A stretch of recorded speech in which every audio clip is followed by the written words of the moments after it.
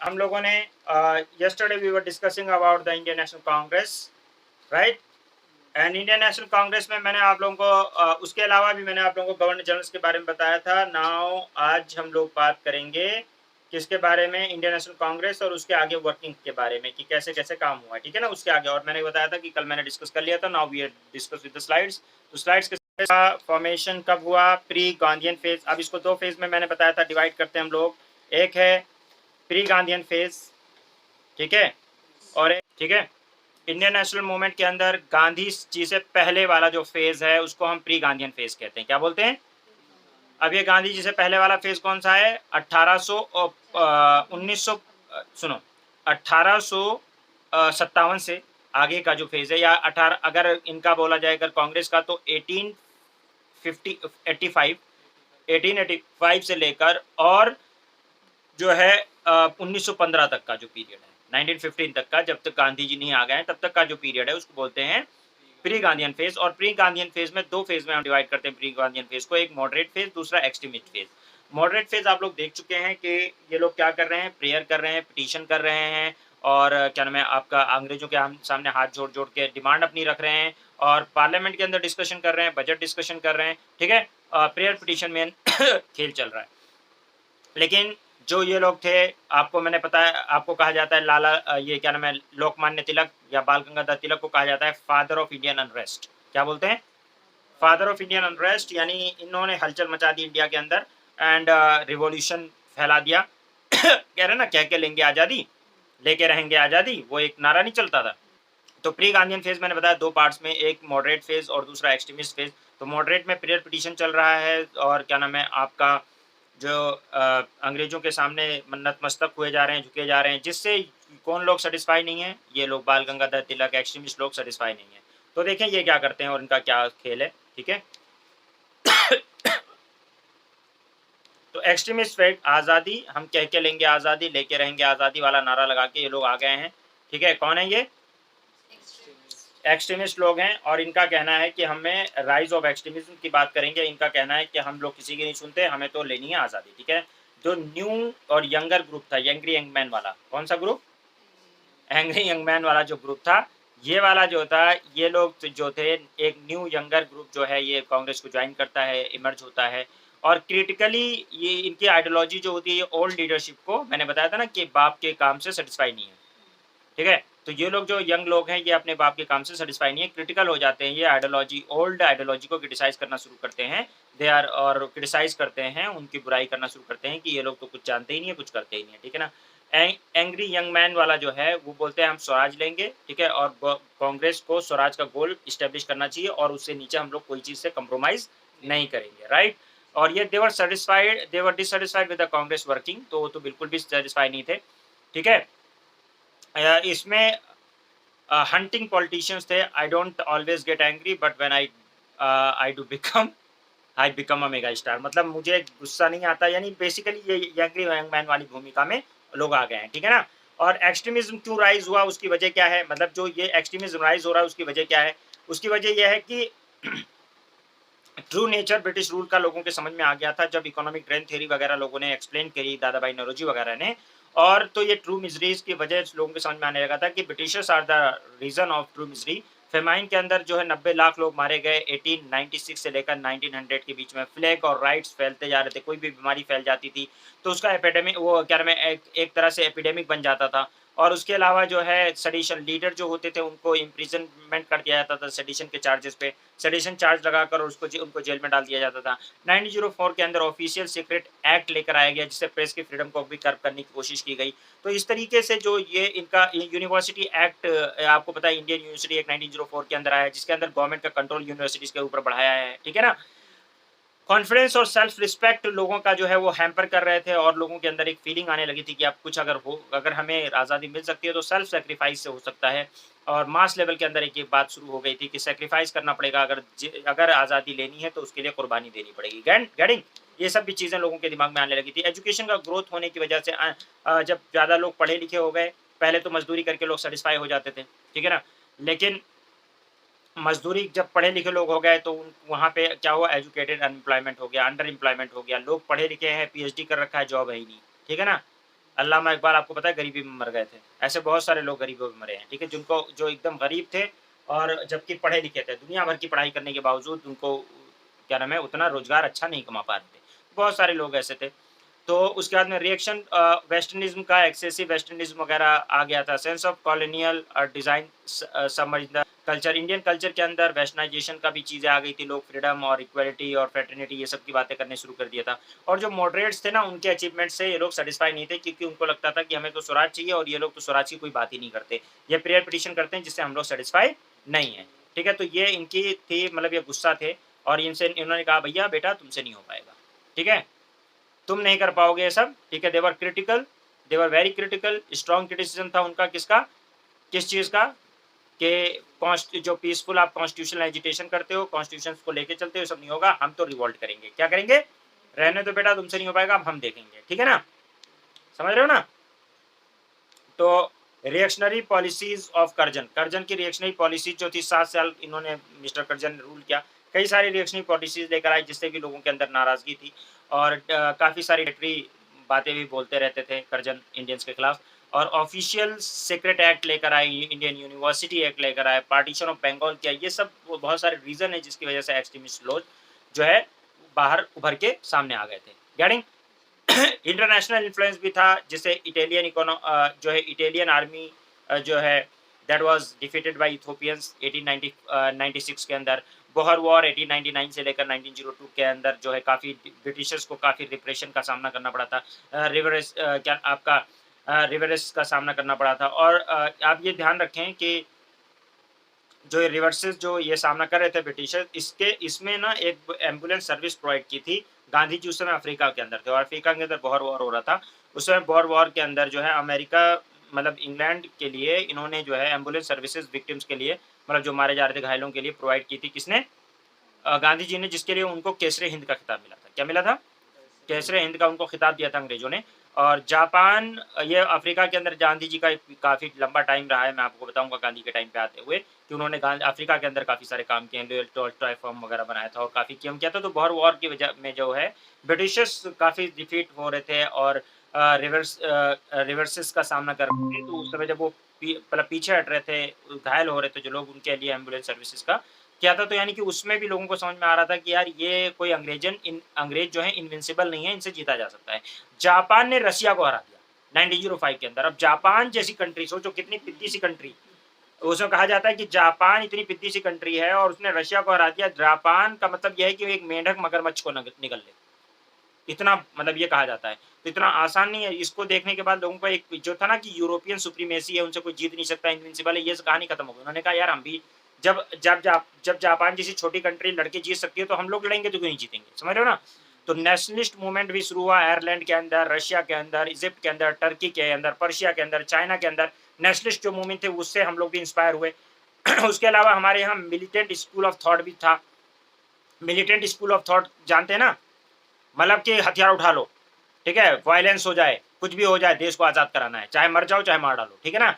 Militant approach political work का, जिसमें अश्वनी कुमार दत्त, अरविंद घोष, विष्णु शास्त्री और क्या नाम है आपका चिपलंकर एंड तिलक, ये सब जो है इनके अंदर कहीं न कहीं अंदर से मिलिटेंट स्कूल ऑफ थॉट था। स्वराज इनका मेन गोल था कि हमें स्वराज चाहिए, स्वराज गोल था नेशनल मूवमेंट का। और इन्होंने डायरेक्ट पॉलिटिकल एक्शन को बोला कि ज़रूरत है, हमें पीरियड पिटिशन करने से काम नहीं चलेगा, डायरेक्ट पॉलिटिकल एक्शन करेंगे, पर्सनल सैक्रिफाइस करेंगे और अपने आप को चाहे कुर्बान कर देंगे। ठीक है? ट्रू नेशनलिस्ट वाली फीलिंग थी यहाँ पे कि मतलब अपने आप को तबाह, चाहे हम बर्बाद हो जाएँगे, जिए मारेंगे या मर जाएँगे, ठीक है ना?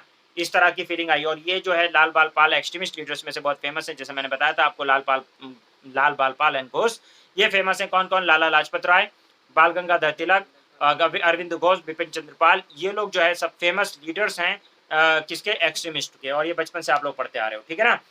अब नेक्स्ट जो फेज है वो किसका फेज है कि कांग्रेस के बारे में कैसे क्वेश्चन पूछता है। मैंने बताया था आप लोगों का कि इससे क्वेश्चन पूछता है कि वो सेशन कहाँ हुआ था, कौन से ईयर में हुआ था, प्रेसिडेंट कौन था, रेजोल्यूशन कौन सा पास हुआ था, ऐसा पूछता है, राइट? तो इंडियन नेशनल मूवमेंट में क्या, और उसके अलावा जो है क्वेश्चन जो इंडियन नेशनल मूवमेंट में कैसे क्वेश्चन आते हैं, तो आता है कि क्या हुआ था, कौन सा मूवमेंट था, कि स्टार्टिंग डेट कब थी, कौन कौन उसमें पार्टिसिपेट कर रहा था, लीडर कौन थे, सोशल बेस था नहीं था, ये सब इस टाइप के क्वेश्चन पूछे जाते हैं, ठीक है ना? रीज़न क्या था मूवमेंट का, लोकल ग्रीवेंसेस थे या इकोनॉमिक थे या कोई और था, कौन कौन से प्रोग्राम उसमें चलाए गए, टेस्ट किया गया, क्या स्ट्राइक हुआ, क्यों फेल हुआ, फिर रीजन क्या थे फेलियर के, ये सब बात होता है। अभी हम लोगों का पहुंच चुके हैं, इसी तरह की सब चीजें हमें देखनी है। अब हम लोग पहुंच चुके हैं टू पार्टीशन ऑफ बंगाल स्वदेशी मूवमेंट में 1905 से लेकर 8 तक का पीरियड, बहुत ही धांसू और बहुत ही इंपॉर्टेंट पीरियड, पहला मूवमेंट इंडिया का मास जो जबरदस्त वाला मूवमेंट है। तो यहाँ पे क्या होता है कि गवर्नमेंट ने डिसाइड किया to partition Bengal and made public, ठीक है, made public in December 1903। Government decision लिया, गवर्नमेंट ने ये डिसीजन लिया कि हम लोग बंगाल को पार्टीशन कर देंगे। ईस्टर्न बंगाल के अंदर मुस्लिम ज़्यादा हैं, वेस्टर्न बंगाल के अंदर हिंदू ज़्यादा हैं, हिंदू मुस्लिम गल्फ डिवाइड करने की बात करने लगे। कर्जन ने कहा, ठीक है, कर्जन, लॉर्ड कर्जन नाम है मेरा, it was one of the I was the one who partition Bengal, याद रखना, ओके। तो पार्टीशन जो है बंगाल का वो अनाउंस किया गया 20 जुलाई 1905 के अंदर कि बंगाल का हम लोग पार्टीशन कर रहे हैं, right, okay. Anti partition movement start होता है। अंग्रेज जो है हरगिज नहीं, बंगाल नहीं टूटने देंगे, आंदोलन शुरू करते हैं। और लीडर जो है लोगों ने स्टार्ट किया इस पार्टीशन, इस डिसीजन को अपोज करना कि हम लोग, हमें पता है कि आप हिंदू मुस्लिम लाइन पे डिवाइड करना चाहते हो, हम डिवाइड नहीं होने देंगे, राइट, ओके। उस समय का बंगाल जो है आप देख रहे हैं, बांग्लादेश भी है और बंगाल, वेस्ट बंगाल भी है, इसको इन्होंने डिवाइड करने की बात की, ठीक है ना। इन्होंने कहा कि हम क्यों डिवाइड कर रहे हैं, हमारा जो पर्पस है स्टेट का वो है गुड गवर्नेंस, क्या है, अच्छा गवर्नेंस करना चाहते हैं इसलिए, ठीक है ना, ओके। पॉपुलेशन ऑफ 78 मिलियन जो है too big to be administered, वो कहते हैं कि 78 मिलियन लोग हैं जिनको बहुत ज़्यादा मतलब एडमिनिस्ट्रेशन में हमें दिक्कत हो रही है, इसलिए हमें है। लेकिन रियल रीज़न क्या था, रियल रीज़न लोगों ने बताया कि ये डिवाइड एंड रूल करना चाहते हैं, ये देश को तबाह करना चाहते हैं, या क्रांतिकारियों ने बताया।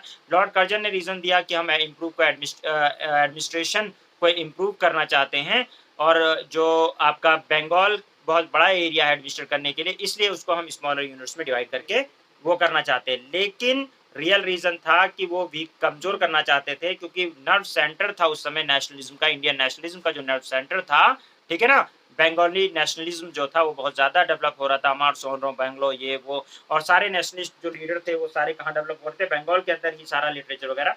तो इसलिए इनको था कि किसी तरीके से बंगाल नेशनलिज्म का कुछ करना पड़ेगा, डिवाइड एंड रूल वाली पॉलिसी, बंगालीज को डिवाइड करना पड़ेगा। लेकिन कैसे करेंगे, तो लैंग्वेज पे बेसिस पे डिवाइड कर नहीं सकते थे, क्यों,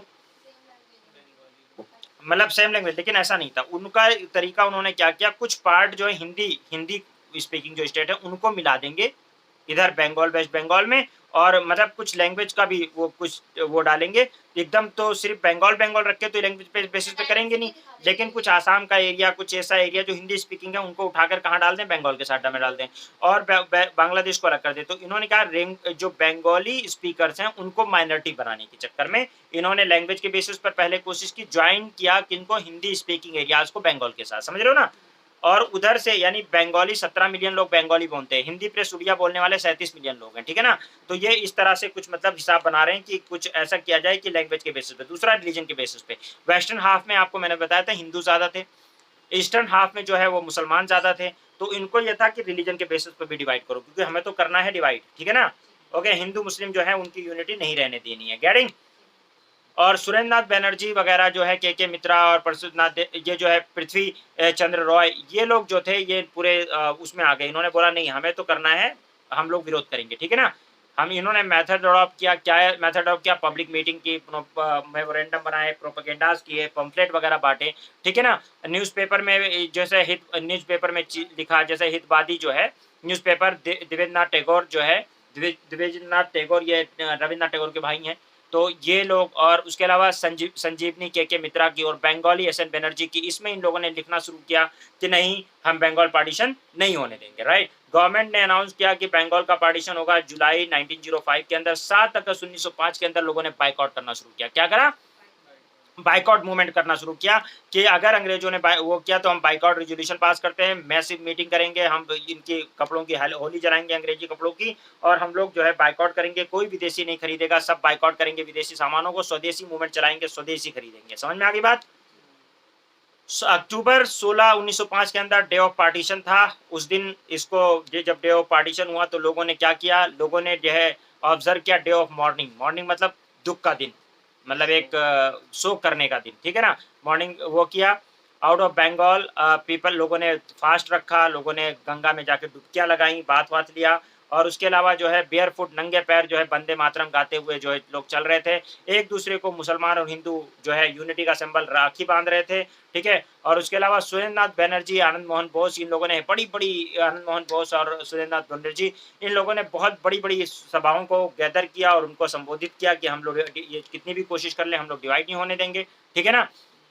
अ did the movement spread other part of country, क्या movement other part of country भी गया? तो पार्शियली यस, ठीक है, but were any other leader associate with, but were and are any leader associate with, तो क्वेश्चन है yes था, लेकिन पुणे के अंदर थोड़े बहुत हुआ है। पूना एंड मुंबई के अंदर तिलक एसोसिएट थे, पंजाब के अंदर लाला लाजपत राय थे, ठीक है, और अजीत सिंह ने इसको किया। दिल्ली के अंदर सैयद हैदर रजा ने किया।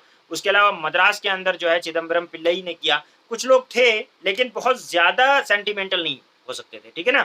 तो ये था। तो कुछ कांग्रेस के मतलब जो एक्सट्रीमिस्ट लीडर थे उन लोगों ने कुछ ऐसा अपने मोमेंटम चलाया जिसकी वजह से हुआ।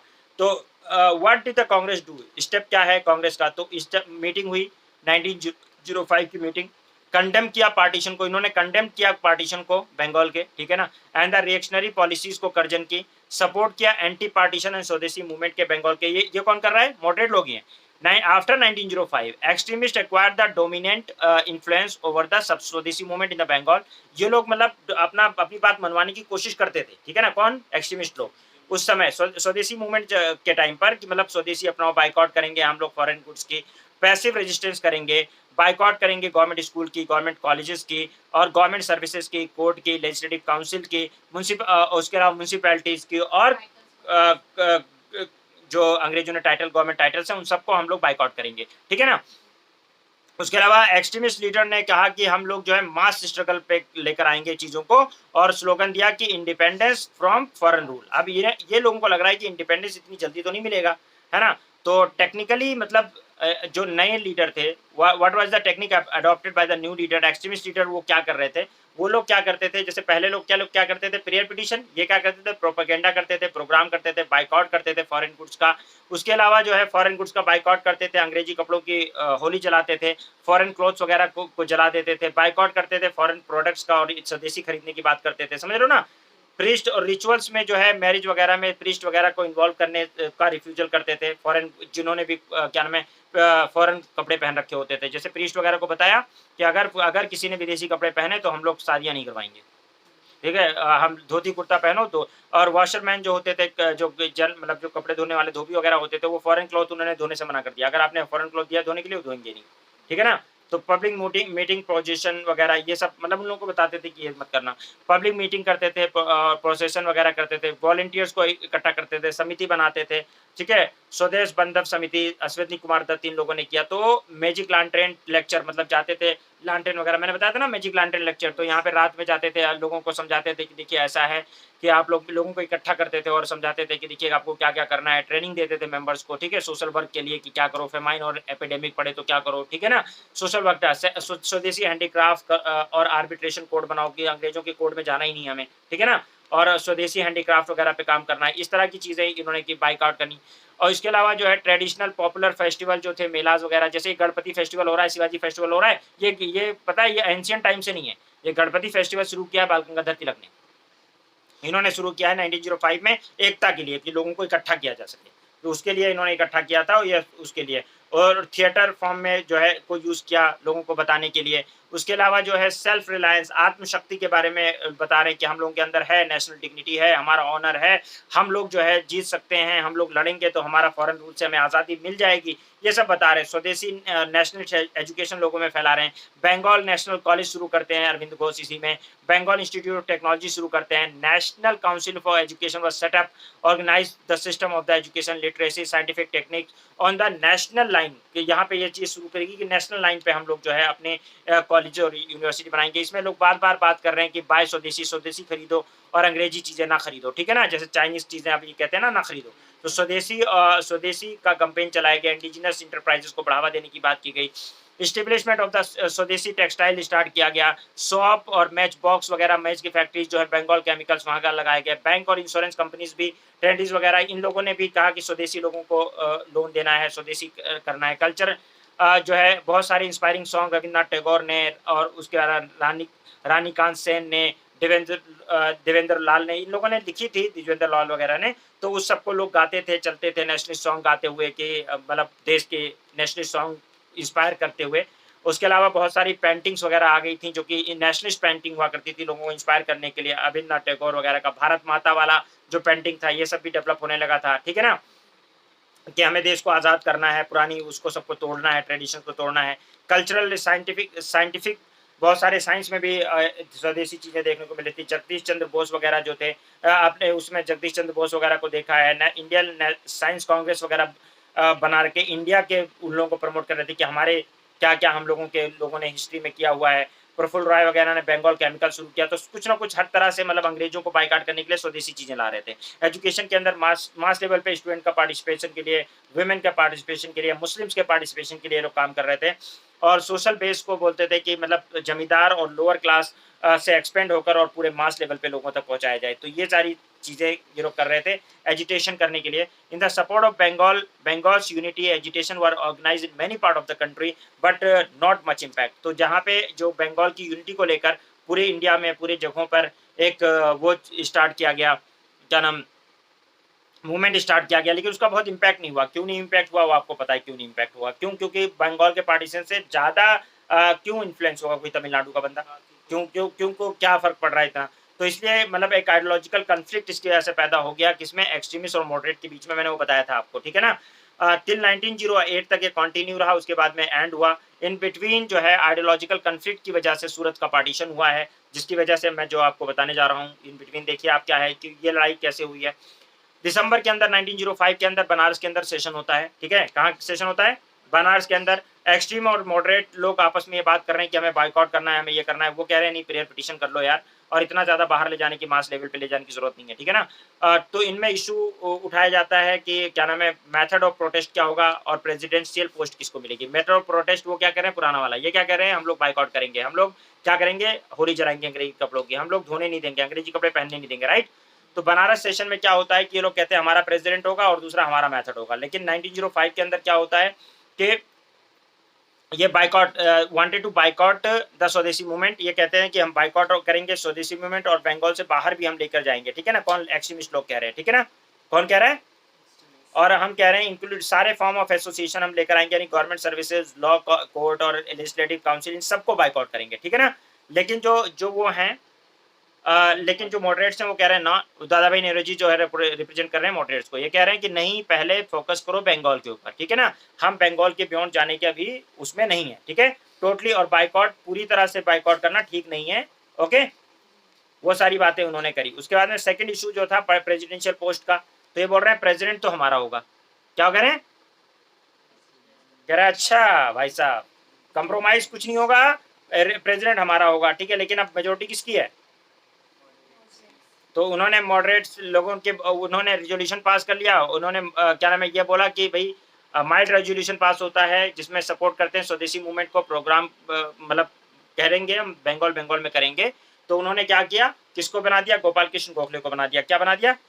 प्रेसिडेंट बना दिया, ठीक है। हुक्म का इक्का है ये, ठीक है। तो 1905 के अंदर किसने किया? गोपाल कृष्ण गोखले ने प्रेसाइड किया, ओके। मॉडरेट्स ने खेल दिया, फाइन, ओके। 1906 में कलकत्ता में सेशन होता है। कहाँ होता है? देख लेंगे अगले साल, ठीक है ना। कौन कह रहा है? हुक्म का इक्का किसको बना दिया? गोपाल कृष्ण गोखले को बना दिया। अब ये बाल गंगाधर तिलक वगैरह कहना ठीक है अगले साल देखते हैं, 1906 में हम देख लेंगे। सेशन कहाँ होता है? कलकत्ता में, ठीक है। क्या चाहते हैं? या तो तिलक बने या तो लाला लाजपत राय बने। एक्सट्रीमिस्ट लोग क्या चाह रहे हैं? अब हमारा प्रेसिडेंट होगा, ठीक है, ओके। तो अभी क्या हो रहा है? प्रपोज कर दिया, किसका नाम? खेल खेल में मैंने बताया ना, ऐसा नाम प्रपोज कर दो कोई मना ही ना कर पाए। तो किसको प्रपोज कर दिया? I am grand old man of India. तो उन्होंने उनको, कल मैंने बताया था ना, तो सॉल्यूशन क्या बताया? दादा भाई नेहरू को कर दिया। उन्होंने कहा यार ये तो बड़ा खेल खेल रहे हैं ये लोग, हैं, हमारा प्रेसिडेंट बनने ही नहीं दे रहे, हमारे को कैसे होगा। तो goal of India National Congress was defined as Swaraj and self government like United Kingdom. ये सब बातें शुरू हो गई हैं, लेकिन ये कह रहे हैं कि भाई हमारे हिसाब से रिजोल्यूशन होगा, स्वदेशी बाइकआउट मूवमेंट चलेगा, नेशनलिस्ट एजुकेशन चलेगी, ठीक है। एक्सट्रीमिस्ट वे ऑफ एक्शन जो है वो लोग मतलब मान रहे थे कि हमें करना है, ठीक है, लेकिन उनका प्रेसिडेंट नहीं बन पाया था, ठीक है। और लेकिन वो कुछ तरह से पैसिव रेजिस्टेंस वगैरह को वो कह रहे थे कि करो, बाइकआउट करो, लेकिन मतलब एकदम वायलेंट नहीं होना है, ठीक है ना। और ये लोग उतने से सेटिस्फाई नहीं थे, इनको था कि फ्री हैंड मिले हमें, समझ रहे हो ना, फ्री हैंड मिले। तो वो फ्री हैंड कब मिलेगा, जब इनका प्रेसिडेंट बनेगा, इमीडिएट वो चाह रहे थे, और वो हो नहीं सकता था। तो नेक्स्ट सेशन जो है वो बोला क्या कि 1907 के अंदर नागपुर में होना था सेशन। कहाँ होना था, तिलक तिलक और उसमें फिर ये बात थी कि तिलक या लाला लाजपत राय को बना दो, ठीक है ना। ओके, उन्होंने कहा गुड जॉब, देख लेते हैं, ये एक्सट्रीमिस्ट मॉडरेट लोग हैं, ठीक है, नागपुर में सेशन करो, ठीक है, हमारा भी प्रेसिडेंट बनेगा। लेकिन क्या हुआ है कि मॉडरेट लोग जो है वो कह रहे हैं नहीं, सूरत में सेशन, खासकर फिरोज शाह मेहता ने किया ये, ठीक है, उसमें बहाना बना दिया कि ये फ्लैग व्लैग है और ये है वो है, और उन्होंने बोला कि सूरत में सेशन होगा, क्यों, ताकि तिलक को एक्सक्लूड कर दें। तिलक जो है बॉम्बे प्रोविंस के, आपको पता है, और सूरत जो है बॉम्बे प्रोविंस के अंदर है, तो जाहिर सी बात है महाराष्ट्र के हैं तो उनको वो बन नहीं सकते, ठीक है। तो इसमें रिजिड पोजीशन में आ गया, दोनों ने बोला कोई रूम कंप्रोमाइज का नहीं है, आपकी हमारा प्रेसिडेंट, नहीं तो फिर डाउनफॉल, वर्ल्ड पावर और डाउनफॉल, राइट, वो लड़ाई शुरू, ठीक है, पावर और डाउनफॉल। 26 दिसंबर 1907 के अंदर सूरत सेशन होता है। कहाँ होता है, उन्होंने कहा हमारा प्रेसिडेंट होगा, उन्होंने बोला मेजोरिटी किसकी है, हमारी है, प्रेसिडेंट कौन होगा, रस बिहारी घोष, ठीक है, इन्होंने बना दिया, किसको इलेक्ट कर दिया, रस बिहारी घोष। इन्होंने कहा ऐसी की तैसी, अब तो नहीं मानते हम, लो पैरागॉन चप्पल आ गई, ठीक है, उन्होंने कहा अब ऐसी की तैसी अब नहीं चलेगा ऐसे, और उन्होंने उठा के जूते और चप्पल फेंकने शुरू किए वहां पे, क्या नाम है, स्टेज पे, कि बहुत हो गया तुम्हारी नौटंकी, 2 साल से वेट कर रहे हैं, 3 साल हो गया, और तुम जो है अपना ही प्रेसिडेंट बना जा रहे हो। उन्होंने पैरागॉन चप्पलें उठा उठा के मारी, ये कुर्सियां तोड़ी, ऐसे देख रहे हो। इसमें जो है सू वाज थ्रोन, देखो थू was thrown on stage passing by रस बिहारी घोष और एस एन बनर्जी, ये बड़े लीडर थे। फिरोज शाह मेहता, ये लोग जा रहे थे, इनके ऊपर जूता उठा के मारा गया, फेंका गया, जब वो गुजर रहे थे, यानी कि जूता फेंक के उनको मारा गया, चप्पल, ये पैरागॉन चप्पलें मारी गई, ठीक है और उसके अलावा जो ये कुर्सियां तोड़ी गई। अब उसका एक सीन देखिए आप, सीन देखिए वायलेंस कैसे हुआ है इसमें, जो है सेशन जो है उसमें काफी वहां पे लात घुसे चल गए, गालियां शुरू हुई, एक दूसरे को गालियां दी इन्होंने, और गालियां जब दी, जब इस तरह की बात होगी तो 2 पार्ट्स में ब्रेक हो ही जाएगा, सूरत स्प्लिट हो गया यहाँ पे, ठीक है। एक्सट्रीमिस्ट जो है उन्होंने कहा कि मतलब हम नहीं मानते, हम अपने हिसाब से काम करेंगे। एक्सट्रीमिस्ट को बोला कि पार्टी से बाहर निकलो, ठीक है, बाहर निकलो। गवर्नमेंट ने मैसिव अटैक लॉन्च किया हुआ एक्सट्रीमिस्ट के ऊपर, बोला उन्होंने बाइकआउट कर दिया, बोला एक्सट्रीमिस्ट से हमें कोई मतलब नहीं है, जो करना है करो। अंग्रेजों ने कहा कि ऐसी तैसी, अब तो डंडा हमारे हाथ में, और दबा के मारा एक्सट्रीमिस्ट को। मॉडरेट ने कहा कि कोई बात नहीं, उनका पॉपुलर बेस, क्योंकि पॉपुलर बेस किसका था, एक्सट्रीमिस्ट का, क्योंकि वो एक्साइटमेंट जो होता है ना, मोदी भगवान टाइप, वो जो होता है ना कि अंधा हो जाता है आदमी, वो कब होता है, जब वायलेंस होता है। आप देखो फिल्मों में होता है ना कि जब हीरो आता है और एक घुसा मारता है, बस पूरी सिनेमा हॉल जो है वाह वाह वाह वाह वाह वाह, है ना। तो उसमें हमेशा मतलब एनर्जी जो होती है, जो समझदारी जो दिखाते हैं वो थोड़ा सा बुजुर्ग लोग, लेकिन अगर बूढ़े अगर जवान लड़के हैं तो उनको जब हीरो आता है और अपना स्टाइल में मारता है एक पैर से उछाल उछाल के, तो लोग क्या बोलते हैं, वेरी गुड, सीटियां तालियां और ये सब। तो ये पॉपुलर बेस किसका है, एंग्री यंग मैन लोगों का है, उनको अंग्रेज तो यहाँ पे, और मॉडरेट लोगों का की एनर्जी देखो, फॉलोअर किसके होते हैं ज्यादा, जो बहुत सब्सटेंशियल बात करता है उसकी, नहीं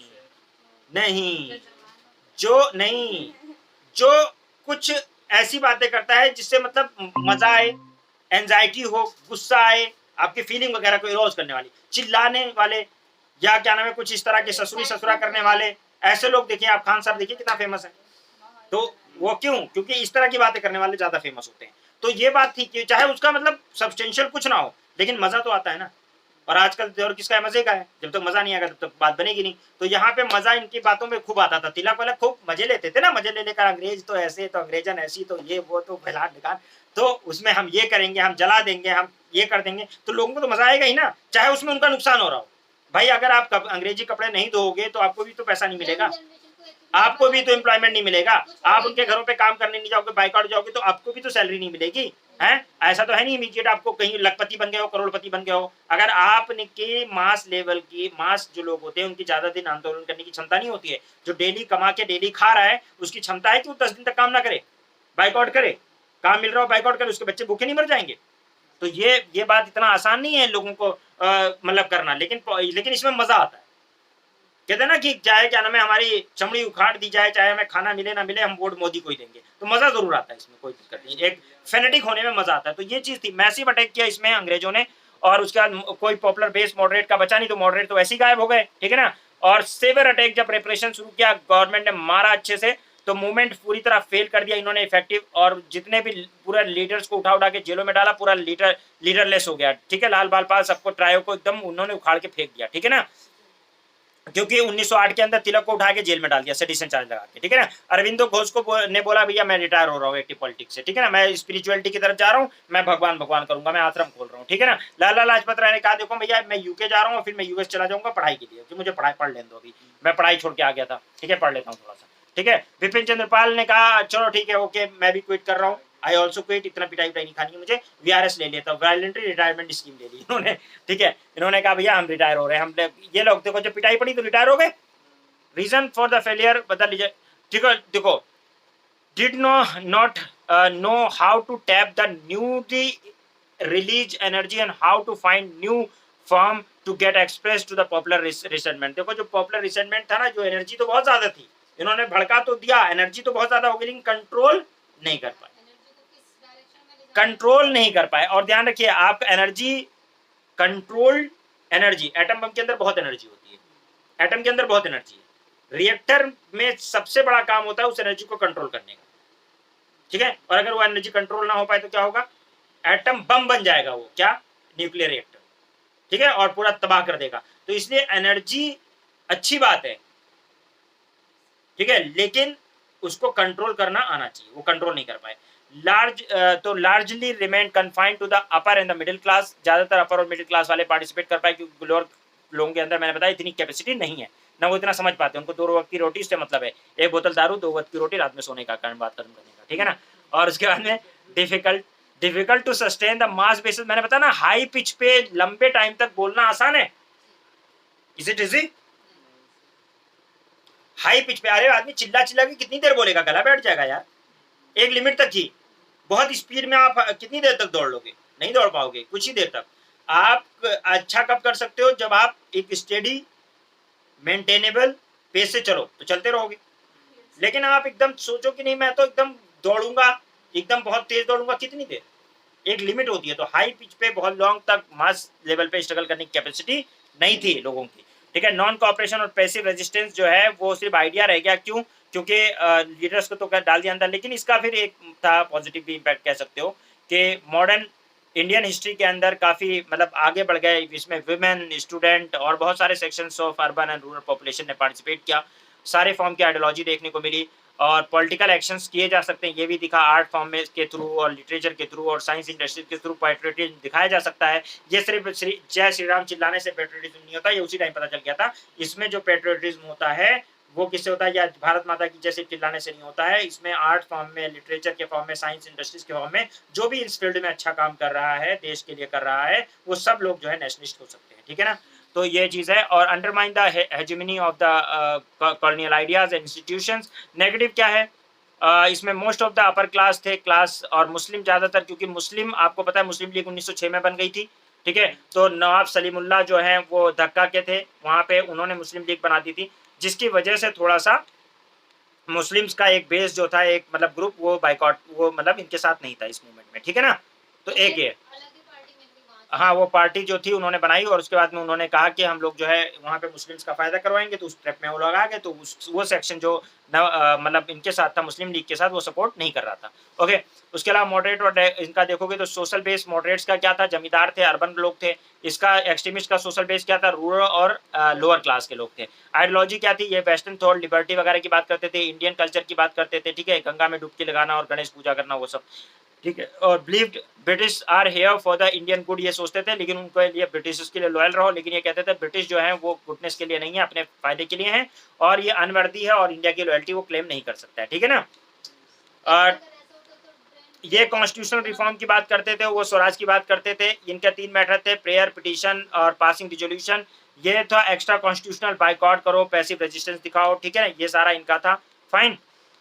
और उसके अलावा नेगेटिव मैं उसमें मैं असेसमेंट में नेगेटिव में ये देखो कि लैक ऑफ कंसिस्टेंसी थी, और डिफरेंस मतलब परसेप्शन थे, गोल स्वराज के गोल भी सबके अलग अलग थे। स्वराज जो है किसी के लिए सेल्फ गवर्नमेंट है, तो किसी लिए कंप्लीट इंडिपेंडेंस है फ्रॉम द फॉरेन रूल, जैसे अरविंद घोष के लिए कंप्लीट इंडिपेंडेंस की बात थी, इसमें ये होम रूल की बात कर रहे थे तिलक, ठीक है ना। और उसके अलावा जो है कई सारे रिवाइवलिस्ट और ऑब्स्ट्रक्शनिस्ट पॉलिसीज भी थी, जैसे कि एज ऑफ कंसेंट बिल का अपोज किया था तिलक ने। मतलब एज ऑफ कंसेंट बिल लेकर आए थे, जिसमें यह था कि एज ऑफ कंसेंट जो है, शादी वादी की जो एज है उसको बढ़ा दी जाए, तो उसका भी ये अपोज कर रहे हैं। तो एक तरह से ऑब्स्ट्रक्शन पैदा करने वाली ऑब्स्क्यूनिस्ट जो है पॉलिसी थी, रिवाइवलिस्ट पॉलिसी। मतलब एक तरह से उनका था कि बस रिवाइवल वगैरह को भी ये लोग अपोज कर रहे थे, समझ रहे हो ना, अंडरटोन में थे। यानी ये गड़बड़ था कि मतलब अंग्रेज कुछ भी कर रहे हैं, सही भी कर रहे हैं, तो ऑब्स्ट्रक्शन पैदा करना, ऑब्स्ट्रक्शनिस्ट पॉलिसी अपनानी है, रिवाइवलिस्ट पॉलिसी नहीं अपनानी है। और उसके अलावा एक जो इसमें तिलक की वजह से एक चीज थी, मुस्लिम को स्टे अवे रखने की एक वजह और थी कि उन्होंने गणपति और शिवाजी फेस्टिवल वगैरह जो ऑर्गेनाइज किया नेशनल फेस्टिवल के तौर पे, इसमें यह था कि आपने हिंदू उसको क्यों अपनाया, क्योंकि इसमें शिर्क हो रहा था, तो मुस्लिम लोग वैसे भी दूर रहेंगे। तो ये भी एक मतलब वो है इसका। उसके अलावा पेट्रोलिज्म को एकेडमिक पास टाइम बना दिया गया था, सर्विस और इसके अलावा पेट्रोलिज्म काफी ऊपर हो गया था, लोग पढ़ाई के बजाय सिर्फ पेट्रोटिक बातें करना पसंद करते थे। और सर्विस और सेक्रीफाइस फॉर द कंट्री, ये सारी बातें इस समय शुरू हुई थी। तो ये पॉजिटिव भी है और कुछ नेगेटिव भी है, ठीक है ना। 1998 के अंदर क्वेश्चन आता है यूपीएससी का कि which of the following define the extremist ideology during the early phase of Indian freedom movement. क्या है?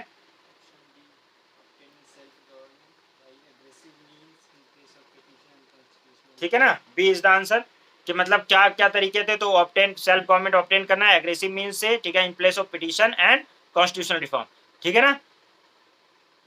तो मतलब इसको हटा के और लड़ाई करना है, ठीक है ना।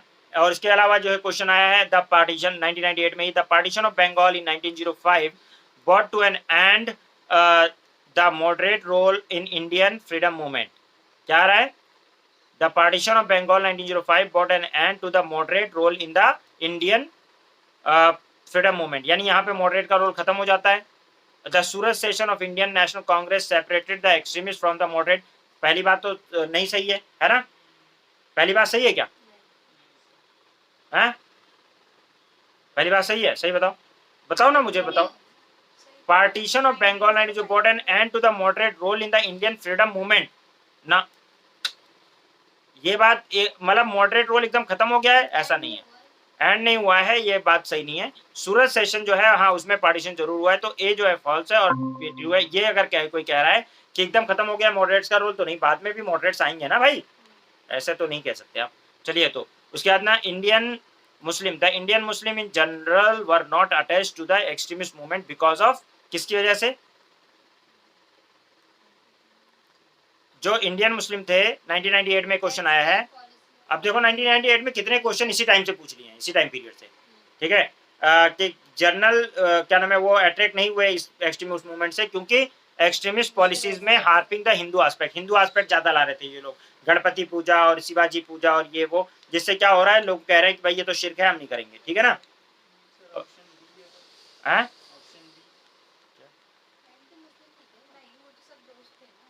कौन सा? एक मिनट देखो, anti Muslim attitude of the extremist, नहीं, एंटी मुस्लिम नहीं थे वो बस इंडियन कल्चर को उभार रहे थे, जिसमें हिंदू एस्पेक्ट ज्यादा ला रहे थे। एंटी मुस्लिम नहीं थे, एंटी मुस्लिम तो नहीं थे, एक्सट्रीमिस्ट वर नॉट इंडियन। ये तो बाद में आएंगे, अभी एक्सट्रीमिस्ट लोग नहीं है ये, वो तो बाद के और लोग हैं, अभी आएंगे, वो भी आएंगे, वो 1923 1925 के बाद ज्यादा आएंगे, ठीक है। अभी आएंगे, 1915 से शुरू होंगे, 1923 25 के बाद ज्यादा हो जाएंगे। Congress policy to prayer and petition ultimately come to an end after the guidance. हाँ, ये वाली बात कह सकते हो। किसने बोला? तिलक, तिलक, तिलक, चलो तिलक हो गए। उसके बाद में फिर 2000 में क्वेश्चन आया है, the basic weakness of the early nationalist movement lay down in the narrow social base is for the narrow interest of the social group which joined it। है क्या है? ये तो ट्रू है, आर फॉल है, वो नैरो बेस के लिए लड़ रहे थे, जिन्होंने इसको ज्वाइन किया था वो अपनी अपने अपने लिए लड़ रहे थे, नहीं, वो लड़ रहे थे सबके लिए, लेकिन हाँ ये था कि लोग कम थे। लोग कम होने का मतलब ये नहीं कि वो अपने लिए लड़ रहे थे, तो गलत बात है, ठीक है ना। नेक्स्ट क्या है, 2002 में आया है, with the reference of the period of extremist nationalist movement in India, ठीक है, in India with the spirit of swadeshi, which one of the following statement is correct. कौन सा स्टेटमेंट सही है? विजय, अच्छा नॉट करेक्ट है। Liaqat Hussain let the Muslim provision the Brussels, तो इसके अंदर ध्यान रखिए, सिर्फ ये 1889 के अंदर the scheme of national education were formatted by Satish Chandra Indira Mukherjee, ये अभी नहीं उसमें किया है। ये सारे स्टेटमेंट सही है, सिर्फ एक स्टेटमेंट गलत है, ये वाला। ठीक है, तो ए इज द आंसर, सिर्फ ए आंसर, ए गलत है, बाकी सब सही है। तो एक फैक्ट याद कर लीजिएगा ये। हाँ नहीं, ए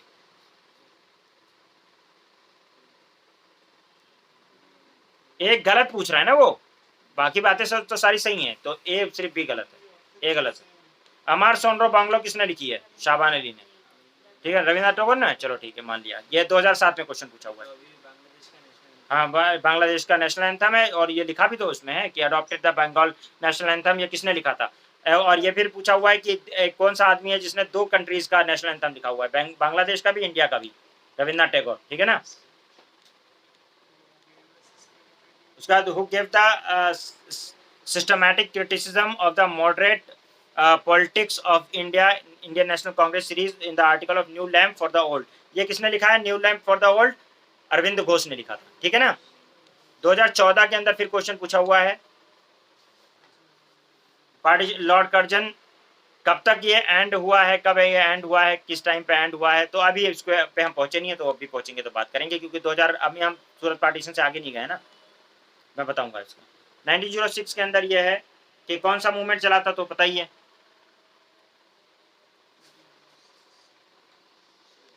अब ये क्वेश्चन करिएगा, कल बाकी देख लेंगे, ठीक है। आप इतना टाइम नहीं बचा, अजान भी होने लगी है, ठीक है। काफी क्वेश्चन थे ना। आप लोगों को आवाज आई भाई? कुछ समझ में आया?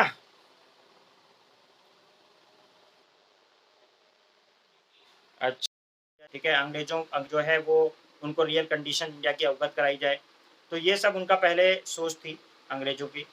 मतलब जो 1885 के अंदर जो नेशनल कांग्रेस बनी थी, और उसमें यह था कि हमें अंग्रेजों को से डिमांड करनी है, कॉन्स्टिट्यूशन रिफॉर्म करवाने हैं। अंग्रेज गवर्नमेंट को भगाने वाला एटीट्यूड नहीं था।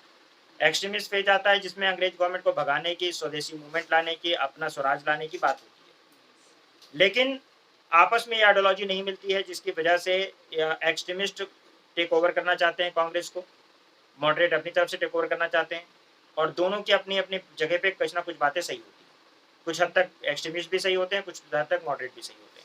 इन बिटवीन अंग्रेज अपना खेल खेलता है, वॉट वेच एंड वॉच वाली कहानी करता है। वो देखता है जब इन लोगों के अंदर आपस में ही लड़के कमजोर हो जाए, फिर हम कूटें, ठीक है। तो 1905, 1906 में आपने देखा, 1907 में आते आते पैरागॉन चप्पल निकल आई सबकी, और जूते उते निकल आए, यानी आपस में लड़ गए। और जब दो आपस में लड़े तो उनको मौका मिला कि अब ये कमजोर हैं, कहीं कोई बात नहीं पहुंचेगी। मॉडरेट लोगों की ही एक्सेस से ज्यादा कहाँ पे? इंग्लैंड तक। तो इंग्लैंड तक बात पहुंचाएंगे नहीं मॉडरेट्स, पिटाई कर दो। इन्होंने फिर अच्छे से पिटाई की, ठीक है ना, सेडिशन चार्जर लगा लगा के लोगों को जेल में डाल के, और अच्छे से मतलब इन्होंने मारना पीटना शुरू किया। उसके बाद में फिर ये जो है 1907 का सूरत पार्टीशन के बाद में फिर ना एक्सट्रीमिस्ट उठ पाए, और ना ही क्या नाम है मॉडरेट उठ पाए। मॉडरेट का वैसे भी सोशल बेस कुछ खास था नहीं बचा था, और एक्सट्रीमिस्ट का था तो उनको जेल में डाल दिया गया। तो कुल मिलाकर ये हुआ कि इंडिया में जो स्वदेशी मूवमेंट था उसमें नेशनलिस्ट लिटरेचर, नेशनलिस्ट एजुकेशन, देसी खाओ, देसी पहनो, देसी करो, देश का नमक, देश का ये सब देसी, केमिकल देसी यूज करो, मोमबत्ती देसी यूज करो, सारा देसी करने की कोशिश की गई, और सारा कुछ ये चीज़ें करी गई। बाइकआउट वगैरह किया गया, अंग्रेजी कपड़ों की होली जलाई गई, और जो भी कोई क्या नाम है, अगर कुछ नेगेटिव पहलू भी रहे कि उसमें जो है हिंदुइज्म को बढ़ावा देने की कई एक्सट्रीमिस्ट लोगों ने कोशिश की, जिसकी हिंदू मतलब इस बात को ध्यान ना देते हुए कि मुस्लिम भी हमारे साथ हैं, उनके सेंटीमेंट हर्ट हो सकते हैं, उनको शिर्क जैसी कोई चीज़ अगर उनके सामने आएगी तो वो जाहिर सी बातें नहीं करेंगे। इन सब चीज़ों का विश्लेषण किए बिना बस वो हिंदू मतलब इंडियन कल्चर को प्रमोट करने के चक्कर में ये चीज़ें करने लगे, जिससे मुस्लिम्स को दूरी उन्होंने अख्तियार की। तो इस तरह से भी चीज़ें हुई हैं, और कुल मिलाकर लेकिन फाइनली ये है कि अंग्रेजों को मौका मिला, अंग्रेजों ने उनको जो है आपको पता है बाल गंगाधर तिलक को सेडिशन चार्ज पे जेल में डाल दिया। अरविंदो घोष ने निकल लिए, ठीक है, वो क्या नाम है आश्रम आश्रम खोलने। और उसके अलावा जो है आपका लाला लाजपत राय पढ़ने निकल गए, और जो है विपिन चंद्र पाल वगैरह उन्होंने कहा VRS ले लेता हूँ मैं, डायरेक्टली पॉलिटिक्स से रिटायरमेंट ले लेता हूँ। तो बड़े बड़े लीडर जो थे एक्सट्रीमिस्ट वाले तो साइड हो गए अब, और मॉडरेट लीडर को इन्होंने शांत कर दिया। तो अब जो बचे जो वो लोग हैं जो एकदम एंग्री वाले हैं, जो बहुत गुस्से वाले लोग हैं, उनको समझाने वाला कोई नहीं बचा। तो अब वो लोग क्या करेंगे? एक्सट्रीमिस्ट टेररिज्म वाले एटीट्यूड अपनाएंगे। वो लोग हथियार उठा लेंगे और बम मारना शुरू कर देंगे, ठीक है ना, क्योंकि उनको गाइड करने के लिए कोई बचा नहीं है इस वक्त, लीडरशिप वैक्यूम छा गया है, ठीक है। तो हम लोग इसको देखेंगे। चलिए नेक्स्ट क्लास में इंशाल्लाह बात होगी। 1907 तक का आपको समझ में बात आई होगी कि किस तरीके से जो क्या नाम है कर्जन की डिवाइड एंड रूल वाली पॉलिसी थी उसका कैसे विरोध किया लोगों ने। स्वदेशी बाइकआउट करके स्वदेशी मूवमेंट अपना के। बाइकआउट स्वदेशी समझ लो ना, अंग्रेजी कपड़ों की बाइकआउट मतलब अंग्रेजी कपड़े नहीं पहनेंगे, अंग्रेजी चीजें यूज नहीं करेंगे, अंग्रेजी खाना नहीं खाएंगे, बर्गर नहीं खाएंगे, रोटी खाएंगे, ठीक है, तो पैंट नहीं पहनेंगे, धोती पहनेंगे, शर्ट नहीं पहनेंगे, क्या कुर्ता पहनेंगे, राइट, वो चीज करेंगे अंग्रेजी कपड़े। और इसी तरह से यानी बाइकआउट मतलब वो विदेशी नहीं पहनेंगे, और स्वदेशी मतलब जो स्वदेशी चीजें, काला नमक नहीं, वो वाला नमक नहीं खाएंगे, टाटा नमक खाएंगे, देश का नमक, या वो खाएंगे क्या नाम है, सेंधा नमक खाएंगे, राइट, समझ लो ना, शुगर नहीं खाएंगे, गुड़ खाएंगे। तो उस तरह से चीजें शुरू करी गई। बात समझ में आ गई?